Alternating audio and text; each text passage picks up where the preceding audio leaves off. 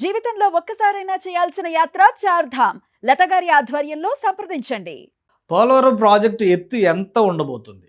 42 మీటర్లని కొంతమంది, 45 మీటర్లు ఉండాల్సిన అవసరం ఉందని మరొక వాదన భిన్నంగా వినిపిస్తుంది. ఇప్పుడు ఫైనల్ కన్క్లూజన్ వచ్చేసింది. కేంద్ర జలవనరుల శాఖ ఇచ్చినటువంటి మార్గదర్శకాల మేరకు 45 మీటర్ల ఎత్తున పోలవరం ప్రాజెక్టుని నిర్మించబోతున్నారు. దీనికి గ్రీన్ సిగ్నల్ ఇచ్చింది. ఇటీవలే కేంద్ర జలవనరుల శాఖ జాయింట్ సెక్రటరీగా ఉన్నటువంటి కాంతారావు గారు విజిట్ చేసి వెళ్ళారు ఈ సైట్ని.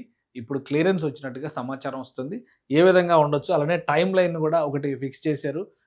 విఎల్ కాంతారావు జాయింట్ సెక్రటరీగా ఉన్నటువంటి కేంద్ర వాటర్ రిసోర్స్ మేనేజ్మెంట్ జలశక్తి శాఖ అని చెప్పని పేరు పెట్టారు కదా, ఆ శాఖకు సంబంధించినటువంటి జాయింట్ సెక్రటరీ విజిట్ చేశారు. విజిట్ చేసిన తర్వాత ఒక డైరెక్షన్ ఇచ్చారు. దాని ప్రకారం ఇప్పుడు పోలవరం ఎత్తు 45.72 మీటర్లుగా ఉండబోతుంది అనమాట. అంటే ఇది ఫుల్ ట్యాంక్ లెవెల్ కింద మనం ఒకసారి చూడాలి. ఇది అలానే మిగతా పనులు స్పిల్వేకి సంబంధించి కానీ, ఎర్త్కమ్ రాక్ఫిల్ డ్యామ్ కానీ, ముఖ్యంగా హైడ్రో ఎలక్ట్రిక్ పవర్ ప్రాజెక్ట్ని కూడా సందర్శించే ఒక కీలకమైనటువంటి పవర్ ప్రాజెక్ట్ అవుతుంది. ఇది 960 మెగావాట్ల విద్యుత్ ఉత్పత్తి చేసేటువంటి సామర్థ్యంతో సంవత్సరానికి ఆ కెపాసిటీతో విద్యుత్ ఉత్పత్తి చేసేటువంటి 12 టర్బైన్లు ఇక్కడ పెడుతున్నారు. హైడ్రో పవర్ జనరేషన్ కెపాసిటీ ఉన్నటువంటి 12 టర్బైన్లు, ఒక్కొక్కటి 80 మెగావాట్లు. అంటే జంబో మోటార్స్ ఉంటాయి ఇక్కడ అని చెప్పని కూడా చర్చ జరిగింది. ఆ మధ్య వాటి కన్స్ట్రక్షన్కి సంబంధించినటువంటి దృశ్యాలు చూస్తే కూడా. సో మొత్తం మీద ఒక కన్క్లూజన్ వచ్చింది. ఆంధ్రప్రదేశ్కి సంబంధించి పోలవరం ప్రాజెక్ట్ని ఒక జాతీయ ప్రాజెక్ట్గా అనౌన్స్ చేసేటువంటి క్రమంలో దీనికి ఒక టైం లైన్ కూడా ఫిక్స్ చేశారు. 2027 పుష్కరాల నాటికి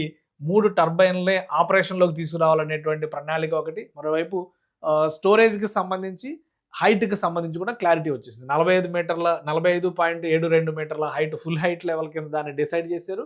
అలానే 194.6 టీఎంసీల కెపాసిటీతో వాటర్ రిజర్వాయర్ అక్కడ ఏర్పాటు కాబోతుంది. దీనికి తగ్గట్టుగా పోలవరం ప్రాజెక్టుకి సంబంధించి చుట్టుపక్కల ఉన్నటువంటి ఈ ల్యాండ్ ఎక్విజిషన్, రీసెటిల్మెంట్, రీహాబిలిటేషన్, ఈ ప్రాసెస్ అంతా జరుగుతుంది కదా, దీనికి సంబంధించినటువంటి పనులు కూడా వేగవంతం చేయబోతున్నారు. ప్రాజెక్టు పరిసర ప్రాంతాల్లో ఎక్కడైతే ముంపు సమస్య ఎదురవుతుందో ఆయా ప్రాంతాల్లో, ఇటు వెనుక వైపు ఉండేటువంటి ప్రాంతాలు, ముఖ్యంగా ఛత్తీస్గఢ్, తెలంగాణ, ఇటు కొంత భాగం ఒరిస్సాకి సంబంధించినటువంటి వాళ్ళకు కూడా ఇన్ఫర్మేషన్ ఇప్పటికే కేంద్ర ప్రభుత్వం పాస్ ఆన్ చేసింది. ప్రాజెక్టు స్టేటస్ ప్రస్తుతం ఉన్నటువంటి ఇది దాదాపు 42 మీటర్ల హైట్కి దగ్గరలో, నిర్మాణం ఇంకా కంప్లీట్ కాలేదు కాబట్టి దగ్గరలో ఉంది.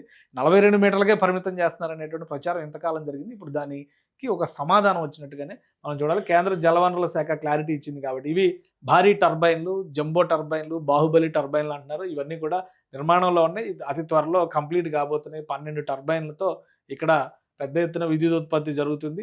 సో వాటికి సంబంధించినటువంటి కూడా ఒక నెల క్రితం విజిట్ జరిగింది, స్పెషల్గా విజిట్ జరిగింది. 1100 కోట్ల రూపాయలు ఖర్చుని తగ్గించుకునేటువంటి ఉద్దేశంతో ఆంధ్రప్రదేశ్ ప్రభుత్వం కొన్ని నిర్ణయాలు తీసుకుంది. రెన్యూవబుల్ ఎనర్జీ పవర్ హౌస్ని ఇక్కడ ఏర్పాటు చేయబోతుంది. ఇది దేశంలోనే మొదటిసారి అనేటువంటిది. డైలీ యాన్యువల్ సేవింగ్స్ దానివల్ల 20 మిలియన్ యూనిట్స్ పర్ డే, 1100 కోట్ల రూపాయల వరకు సేవింగ్స్ జరిగేటువంటి అవకాశం ఉంటుందన్నమాట ఈ జంబో టర్బైన్స్ వినియోగం వల్ల.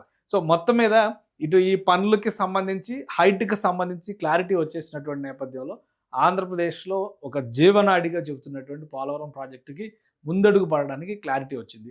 కేంద్ర ప్రభుత్వం, రాష్ట్ర ప్రభుత్వం ఒక సయోధ్యతో కలిసి పనిచేస్తే టైం లైన్ ప్రకారం ఈ ప్రాజెక్టుని కంప్లీట్ చేయడానికి అవకాశాలు పుష్కలంగా ఉన్నాయి.